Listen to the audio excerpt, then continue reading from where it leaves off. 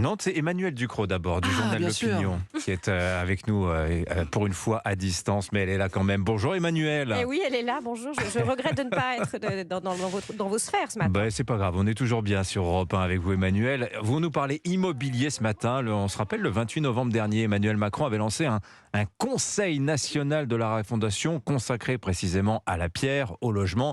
Il faut dire que c'est quand même le sujet numéro 1 en matière de pouvoir d'achat pour les Français.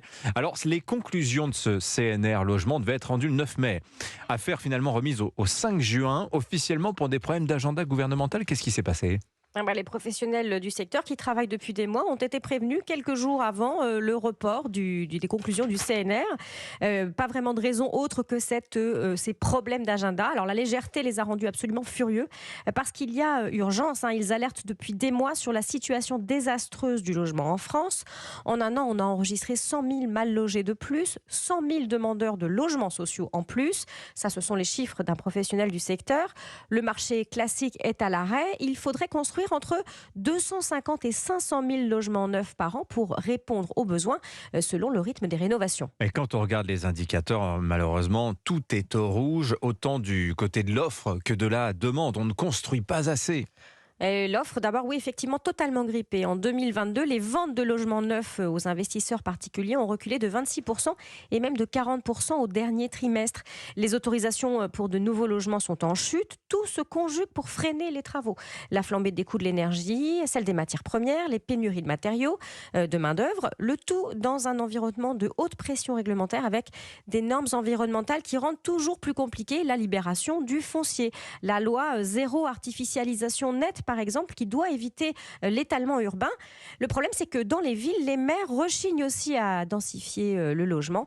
À la location, tout est également gelé, il n'y a rien qui va. Et du côté de la demande aussi, elle a une bérésina s'annonce. Oui, parce que la hausse brutale des taux d'intérêt, au-dessus de 3% pour la première fois depuis le 2014, plombe le pouvoir d'achat. Le nombre de prêts a brusquement chuté de 40% en quelques mois. L'accès au marché devient de plus en plus difficile, aussi bien pour les emprunteurs faiblement dotés que pour les ménages les plus aisés. Est-ce que c'est une catastrophe qui se profile, Emmanuel ? On peut même parler d'une bombe à fragmentation. La Fédération française du bâtiment prévoit 100 000 suppressions de postes d'ici à 2025 si rien ne change. Ça, c'est le premier effet qui se coule. Le deuxième, c'est que le marché de la vente grippé, celui de la location qui l'est tout autant, on a les ingrédients d'une crise sociale type gilet jaune. Le logement, c'est la première préoccupation des Français. Et vous dites ce matin, Emmanuel, que le report des mesures par le gouvernement, en fait, c'est une faute politique. Oui, parce que tout retard dans le secteur du bâtiment et du logement se répercute pendant des mois. C'est une crise qui s'enquiste quand on procrastine. Il faudrait des mesures chocs de libération du foncier, une sécurisation des financements, un assouplissement urgent de l'accès au crédit.